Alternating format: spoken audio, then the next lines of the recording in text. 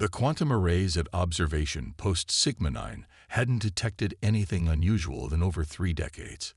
Located at the edge of Coalition space, where the galactic arm thinned into the vast unknown, the station's sophisticated sensors typically registered nothing more interesting than the occasional trader convoy or stellar phenomenon. That changed on what humans would have called a Sunday afternoon. Lieutenant Commander Vexterra, her iridescent scales reflecting the soft glow of holographic displays, found herself staring at readings that defied explanation. The dimensional breach had appeared without warning, a tear in the fabric of space-time that her instruments insisted couldn't exist. "Contact emerging," she announced, her four-fingered hands dancing across the ethereal interface. "Mass signature. Impossible.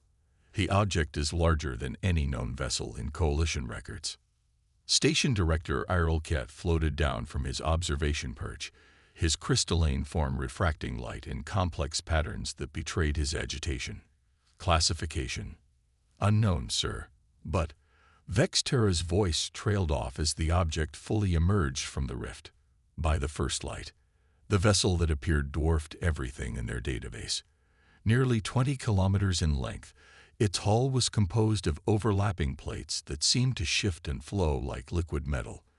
Patterns of blue-white energy pulsed beneath its surface in rhythmic waves. But what truly caught their attention was the insignia prominently displayed on its bow, the long-forgotten symbol of the Earth Defense Force. "Impossible," Irolket whispered.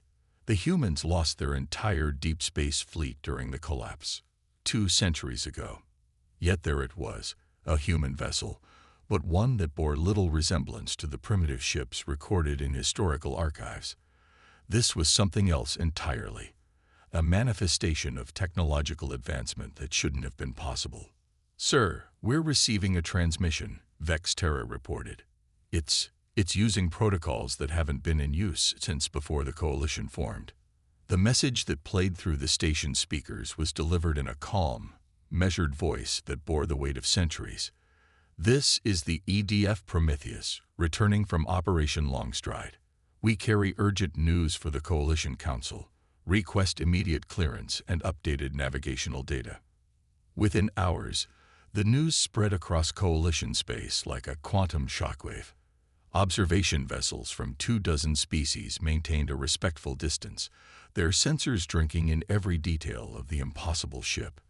The Prometheus's very existence challenged everything they thought they knew about human capabilities.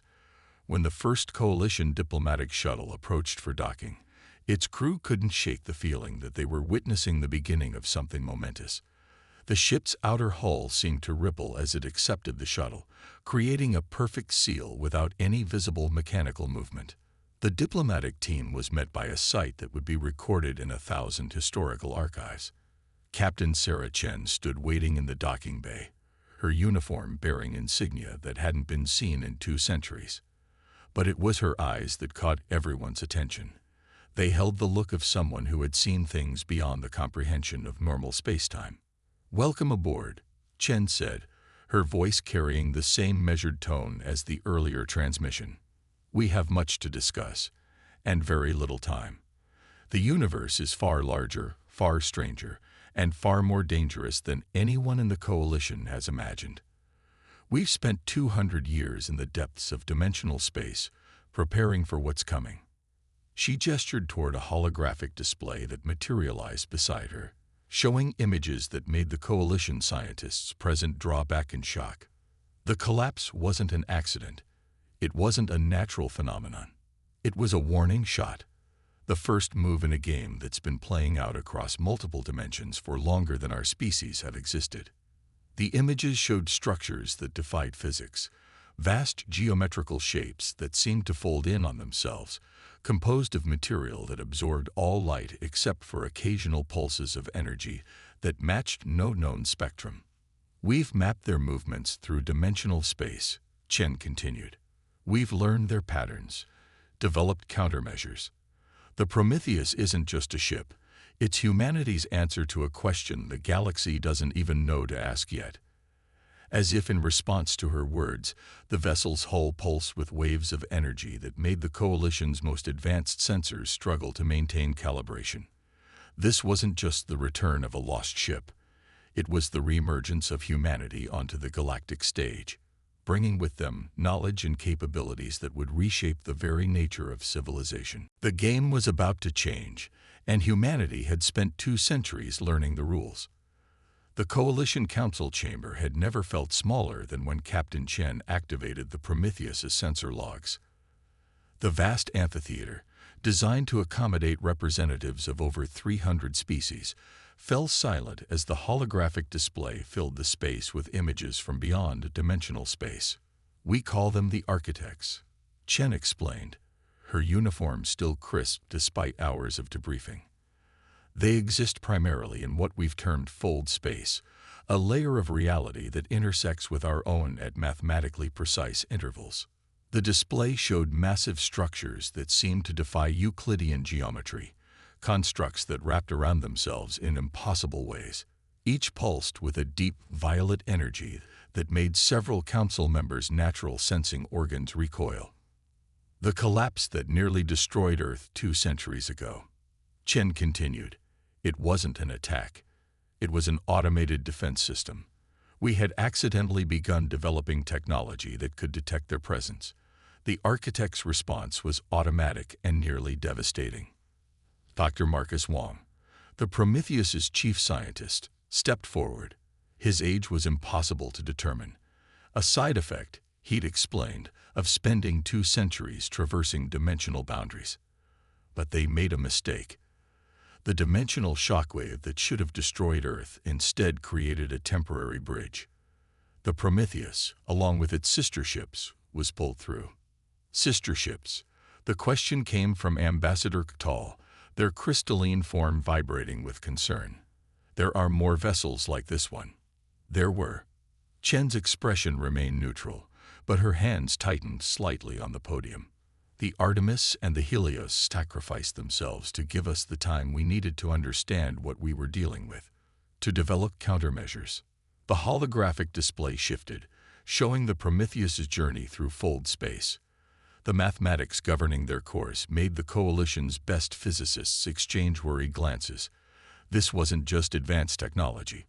This was science that rewrote fundamental laws of reality. "The architects aren't malevolent," Wong explained, manipulating the display to show vast networks of energy patterns. "They're not even truly conscious in any way we'd recognize. They're more like a cosmic immune system, programmed to prevent the emergence of certain technologies that could threaten the fundamental structure of spacetime itself. And you believe they're becoming active again?" The question came from the Xerxian representative, their bioluminescent patterns shifting with anxiety. Chen nodded, bringing up a new set of readings. "The dimensional barriers are thinning. We've detected increased architect activity across multiple sectors. They're preparing for something big. The Omega Protocol," Wong interjected, "is what we developed to counter them. It's not a weapon, not exactly. It's a way of rewriting the rules they operate under. But we need the Coalition's help to implement it." The display showed a complex network of energy signatures. The Prometheus's revolutionary drive system scaled up to galactic proportions. "We need to establish dimensional anchors at specific points throughout Coalition space. Each one will help stabilize our reality against their incursions. And if we refuse," the question came from the back of the chamber, "if we decide the risk is too great."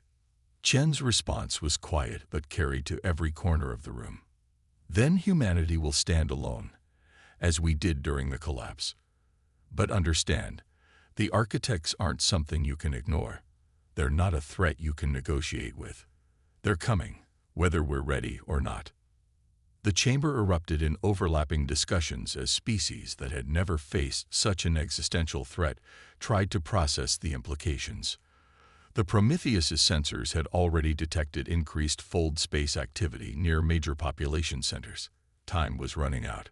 "We spent 2 centuries preparing," Chen continued, her voice cutting through the chaos. "We lost good people, entire ships, learning what we needed to know. The Prometheus carries more than just advanced technology. It carries the combined knowledge of humanity's greatest minds, working without constraints, focusing on a single problem for 200 years. The holographic display shifted one final time, showing the full scope of the Omega Protocol. It was elegant in its complexity, a symphony of physics and engineering that would require the combined resources of every major species in the Coalition. "The choice is yours," Chen concluded. "But remember, the architects didn't stop us 200 years ago. They just made us stronger. Now we're offering to share that strength. The only question is whether the Coalition is ready to evolve." As the council chambers descended into intense debate, Wang quietly updated the sensor readings. The fold space disturbances were increasing exponentially. The architects were awakening, their ancient protocols detecting the advancement of countless civilizations reaching critical technological thresholds. The game humanity had spent 2 centuries preparing for was about to begin. The only question was whether they would face it with allies, or alone again, as they had before. The Proxima research station shuddered as another dimensional tremor rippled through spacetime. Inside the main laboratory, representatives from 12 Coalition species worked alongside human engineers from the Prometheus, racing against a deadline they couldn't precisely calculate. Dr. Maya Harrison adjusted the quantum field projectors, her movements precise despite the station's vibrations. "The frequency matching is still off," she announced, studying readings that would have been theoretical just months ago. "We need perfect resonance, or the anchor won't hold." Nearby, Chevol, a Meridian physicist whose liquid crystal body reflected the lab's harsh lighting, manipulated a holographic model of the dimensional anchor. "The mathematical models suggest this shouldn't be possible at all. Your species did this without access to modern Coalition technology." "Necessity," Maya replied, not looking up from her work. "When you're trapped in fold space with no way home, you either innovate or die. We chose to innovate." The dimensional anchor they were constructing was the first of 12 planned installations. Each one would help stabilize normal space against the architect's influence, creating safe zones where civilizations could continue to develop without triggering ancient defense protocols. Across the station, similar scenes played out. Species that had once viewed humans as primitive newcomers now worked alongside them, learning principles of physics that challenged their most fundamental assumptions. The Prometheus's database, containing 2 centuries of research conducted beyond normal spacetime, was rapidly becoming the most valuable scientific resource in known space. Contact. The alert came through station-wide communications. Fold space disruption detected in the Carina sector. Scale unprecedented. In the station's observation dome, Captain Chen stood with Station Director Loxna, watching as the sensor feeds showed the largest architect structure yet detected emerging into normal space. The construct was vast, a geometric impossibility that hurt the eyes to look at directly. "That's what a full manifestation looks like," Chen explained, her voice steady. "The architects are no longer content with subtle adjustments. They're preparing to directly intervene." "How many civilians in the affected sector?" Luxna's external membranes rippled with concern. 8 billion across 3 systems. Chen's response was immediate. "But we expected this. The Prometheus didn't just spend 2 centuries studying the architects. We learned how to predict them. This is exactly where we wanted them to emerge." Throughout the station, previously hidden systems hummed to life. The Prometheus, stationed nearby, began emitting energy patterns that made conventional sensors shut down in self-defense. This was what humanity had spent 2 centuries preparing for, not just understanding the architects, but learning to guide their actions. "Your species," Loxna observed, "is either brilliantly innovative or dangerously reckless. Perhaps both." Chen's slight smile didn't reach her eyes. "When every option is impossible, you learn to redefine possibility. The architects operate on absolute laws, mathematical certainties that have governed their actions for millions of years. But humanity's greatest strength has always been finding exceptions to every rule. In the laboratory, the dimensional anchor's prototype finally achieved stable resonance. Maya's team had done in weeks what Coalition scientists had declared impossible. But that was humanity's gift to the galaxy. The ability to transform impossible into inevitable. "We're ready for Phase 2, Maya reported, her voice carrying across all station channels. "The anchor network can be established, but we'll need every participating species to synchronize their efforts perfectly." The Coalition members exchanged glances. What humanity was proposing would require unprecedented cooperation, thousands of ships, millions of personnel, and resources that would strain every participating civilization. But the alternative was to face the architects alone, as humanity had done before. "The architects aren't evil," Chen reminded everyone present. "They're not even truly alien. They're more like a cosmic immune system, programmed to prevent the development of technologies that could destabilize reality itself." But humanity learned something important during our exile. Sometimes the best way to fix a broken system is from the inside. As if in response to her words, the architect construct in the Carina sector began emitting patterns of energy that matched nothing in Coalition records. But the humans present recognized them. They had spent 2 centuries learning the architect's language, not to fight them, but to change them. The game was entering its final phase, and humanity had transformed from pawns into players. The galaxy was about to learn why Earth's children had not only survived their exile, but had turned it into the greatest advancement in species history. The Coalition defense fleet had never assembled in such numbers. 10,000 ships from 27 species formed a vast lattice around the Carina sector, their positions calculated to microscopic precision by the Prometheus's quantum computers.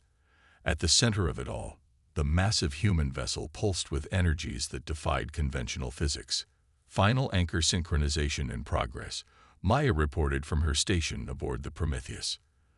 The dimensional anchors they had established created a complex geometric pattern in spacetime, a pattern that mirrored the mathematical language of the architects themselves.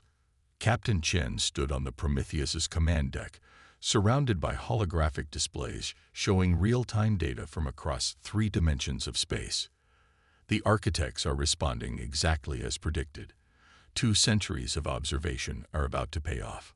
The massive construct in the Carina sector had grown, its impossible geometry now spanning light years. But unlike previous manifestations, this one followed a pattern humanity had carefully orchestrated. The architects weren't just active, they were being guided. "Coalition vessels report ready status," Commander Vexterra announced from her liaison position. She had joined the Prometheus's crew as the Coalition's representative, though she still struggled to comprehend how humans had mastered technologies that should have been centuries beyond them. "What we're about to attempt," Chen addressed the combined fleet, "has never been done in the history of this galaxy. The architects aren't our enemy. They're a fundamental force of nature that we've learned to redirect. Every ship's position, every energy signature we're emitting, is part of a language 2 centuries in the making." The construct's energy patterns shifted, responding to the complex dance of ships and dimensional anchors. This wasn't a battle in any conventional sense. It was more like a conversation, or perhaps a negotiation, conducted through the precise manipulation of fundamental forces. Multiple fold space ruptures detected. The sensor officer's announcement was unnecessary.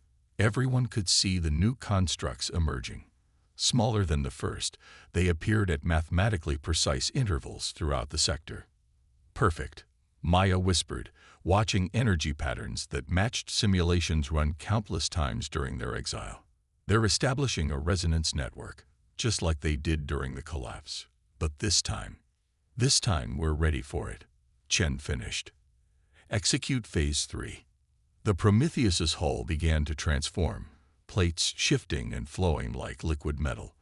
This was the ship's true form, not just a vessel, but a key designed to unlock the very protocols that governed reality. The energy patterns it emitted matched those of the architect constructs perfectly, creating a harmony of impossible mathematics. Throughout the Coalition fleet, crews watched in amazement as space itself seemed to fold and unfold. The humans had warned them what to expect, but seeing it was something else entirely. This was technology so advanced it bordered on magic, yet humanity had mastered it during their long exile. "We're detecting changes in the construct's base programming," Maya reported, her voice tight with concentration. "The resonance is allowing us to access their core protocols, just like the Helios discovered before." She didn't need to finish the sentence. Everyone knew the story of the Helios, the sister ship that had sacrificed itself to prove this was possible, its crew choosing to dive into an architect construct to prove humanity's theories correct. "Coalition vessels, maintain your positions," Chen ordered as space began to ripple around them. "What you're seeing isn't destruction, it's reconstruction. The architects are learning to recognize us not as a threat, but as part of the system they were designed to protect." The construct's energy patterns shifted again, but this time they weren't random. They formed recognizable sequences, mathematical proofs that humanity had spent 2 centuries perfecting. The architects weren't just responding to their presence. They were adapting to it. "Multiple fold space anomalies collapsing," the sensor officer reported. "The construct's energy signature is changing." This was the moment humanity had prepared for. Not a victory through force of arms, but through understanding. The architects had been created to preserve the stability of space-time, and humanity had spent 2 centuries learning to speak their language, to prove that advancement didn't have to mean destruction. As the construct's patterns aligned with their own, Chen allowed herself a small smile. "Begin transmission of the full Omega Protocol. Let's show them what humanity learned during our exile." The galaxy was about to change, not through war or conquest, but through humanity's unique gift, the ability to transform understanding into evolution. The storm wasn't breaking. It was being reshaped into something new. In the heart of the transformed architect construct, the impossible had become reality. What was once a threat to all sapient life had become something entirely new. A bridge between normal space and the dimensional layers humanity had spent centuries exploring. The Prometheus hovered at the center of the transformation, its hull resonating with energies that matched the construct's evolved patterns. Inside, Captain Chen and Dr. Maya Harrison stood before the Coalition Council's emergency session, their figures projected across thousands of light years through the very fabric of space-time they had helped reshape. "The architects weren't meant to be our enemies," Chen explained, gesturing to the swirling patterns of energy visible through the ship's quantum blast viewport. "They were created as guardians, preserving the fundamental stability of space-time itself. Our exile taught us that the key wasn't to fight them, but to prove we could help them evolve." The transformed construct now served as a nexus point, a place where the barriers between dimensions had become permeable in controlled, sustainable ways. The knowledge humanity had gained during their 2-century exile was proving to be worth far more than mere technological advancement. "Every species reaches a point," Maya continued, manipulating a holographic display that showed the new reality they had helped create, where their development threatens to destabilize the cosmic framework. The architects were designed to prevent that. But humanity proved there was another way, not limitation, but controlled evolution. Throughout Coalition space, the changes were already becoming apparent. The dimensional anchors they had established weren't just stabilizing reality.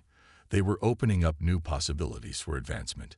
Technologies that would have once triggered the architects' defensive protocols could now be safely developed within the new framework humanity had helped establish.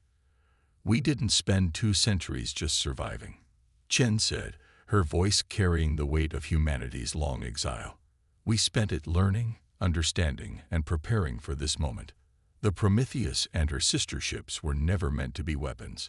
They were keys to unlocking the next stage of galactic evolution. The Coalition representatives watched as new data streamed in from across known space.